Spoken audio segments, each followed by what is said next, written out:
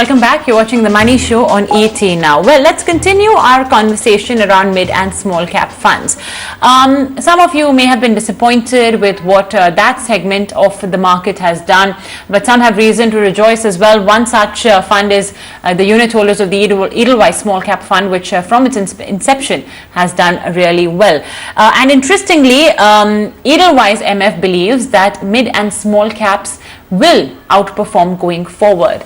So let's introduce on the show Harshad Patwardhan, the CIO for Equity with Edelweiss Asset Management.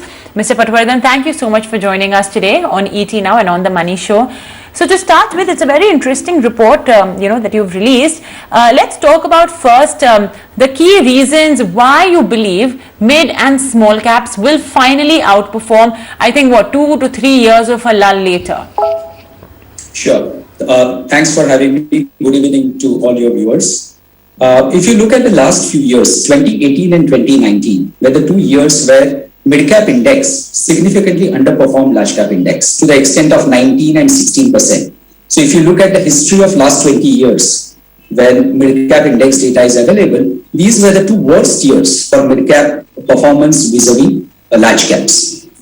We believe that going forward, things are going to look better for mid-caps and small caps for 3 main reasons. Firstly, one of the reasons why we saw 18-19 underperformance of mid-caps, you might recall that was a period of very narrow kind of a rally. Even among large caps, only a handful of stocks were doing well.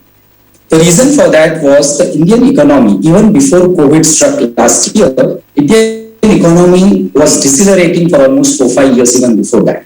Earnings growth, even if you look at Nifty companies, was extremely lackluster. So there were only a handful of businesses that were doing relatively okay.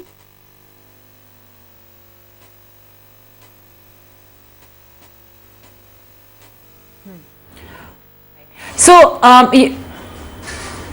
oh gosh, okay, I think we have just lost Mr. Patwardhan's line over there, but I was just going through his report actually, and okay, I think we've managed to get Mr. Patwardhan back. Continue your point, sir.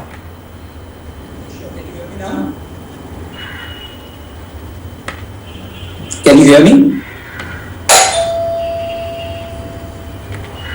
Hello? Yes, sir. Go ahead. You were making a point on Mr. Patwardhan, you were making a point on what are the data you've crunched to come to the conclusion that there is a possibility of the broader markets to outperform. So please do continue with that. So exactly. So the rebound in the economy that we have seen, and if you look at the corporate results, it's very evident that this recovery is likely to be more broad-based.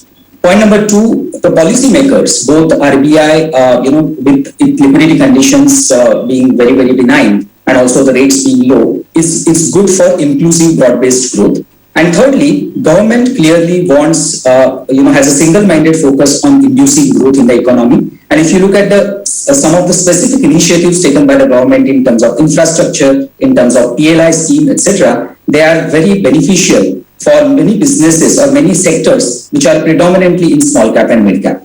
And lastly, if you look at the 20-year historical, the base probability, as they say, we have seen that over long periods of time, mid caps and small caps tend to outperform large caps. And that's the reason why I believe that over the medium term, mid caps, small caps will do better than large caps.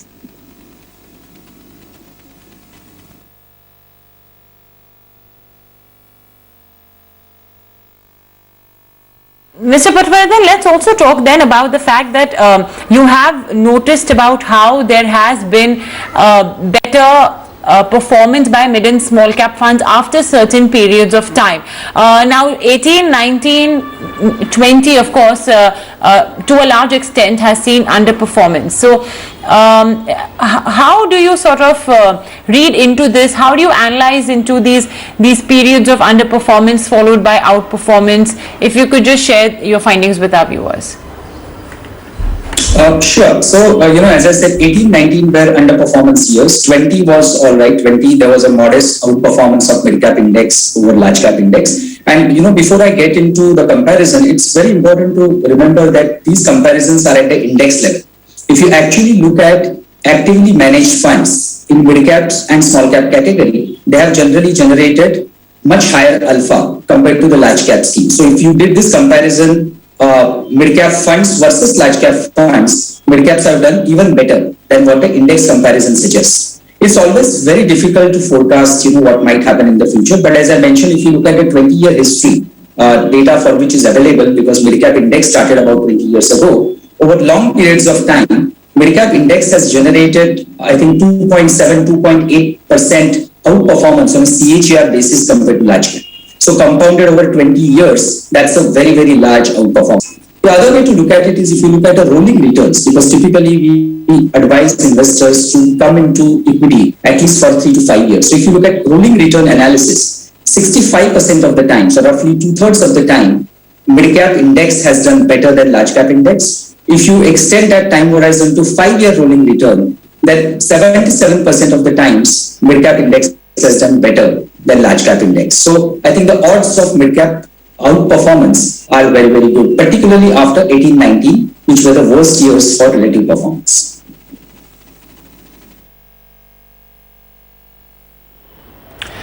So yeah, 1-2% outperformance just theoretically may sound really low, but of course think about it. You're investing for the long term, 10 years, 15 years, so it's going to compound. So it will eventually turn out to be a large outperformance.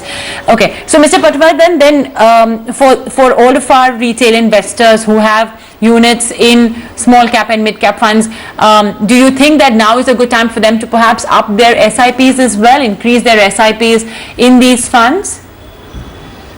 SIP is always a great idea when it comes to mid caps and small cap mandates because of the inherent volatility involved in the underlying stocks. So I think SIPs is one good way to, in a way, work that volatility for you.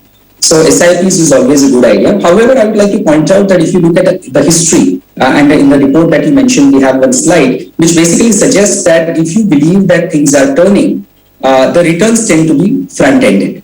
So investors who have the risk appetite to invest in, and that is a very, very important thing. Not everybody may have a risk appetite to invest in these kind of funds, but investors who do have the risk appetite, they can also think in terms of lump sum investment because the returns tend to be front-ended.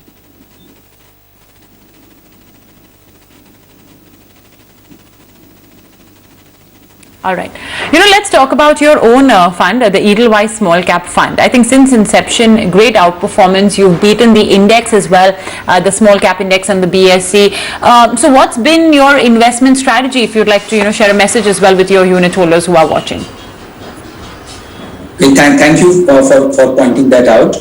So 2-3 things. One, clearly in small cap and mid cap investing, bottom of stock picking is very, very important. So that goes without saying. The sizing of bets is also very, very important. But the third thing, my most important thing, if you look at last 2 years, the fund was launched about 2 years ago, is that it has to be a very, very actively managed mandate. Because if you look at last 2 years, it was full of ups and downs, right? 2019, we launched it in the run-up to the general elections and the associated volatility. Then around October, November of 2019, there were actually green shoots in the economy and it appeared that things are looking up. And then last year, we had this whole COVID disruption and the fall in the markets in March and then subsequent recovery. So, it was a very, very eventful period in the markets. And it's very important that you understand how things are changing and adapt to that. So active management of fund, I think has contributed a lot to the performance, apart from, of course, the selection of stocks and the sizing of bets.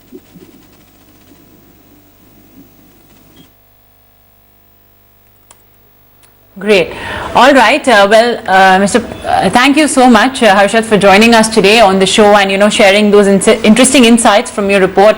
I suppose it'll sort of provide some comfort of sorts as well to a lot of unit holders of mid and small cap funds. Essentially, remember that patience is key, especially when you are invested in this category. And with that, we'll take a very short break on the show, but we'll return with our Spend with EMS segment. And today we will be talking tech with Nikhil Chawla. Okay, you know what, before we do that, we have Nestle's fourth quarter numbers that have just hit the screen. So very quickly, let's address what the company has done in Q4. Remember, they follow the calendar year system of accounting. So hence it is Q4. This is a company in the packaged foods which is expected to do well. And I think largely they have more or less met expectations, if I'm not mistaken. Yeah, 3,400 crores was the top line expectation. And guess what? They've delivered 3,433 crores. So not bad really, no complaints on that front. There is an uptick of a little over 8% on their top line. The profit after tax, meantime, has as well come more or less in line with expectations, a tad bit below at 483 crore versus 536 crores. I think in this previous quarter we had seen very high food inflation. I wonder if that has got anything to do with it. EBITDA is at 777 crores. Yeah, so I think the margin is the problem. It's a bit lower than expectations at 22.6%. Our expectation was 23.6%. So I think that's where Nestle did sort of underperform a little bit, but otherwise I think top line in line margins are, I think, something that perhaps has left the street wanting more. And for now we'll take a very short break. Be back with our Spend with TMS segment.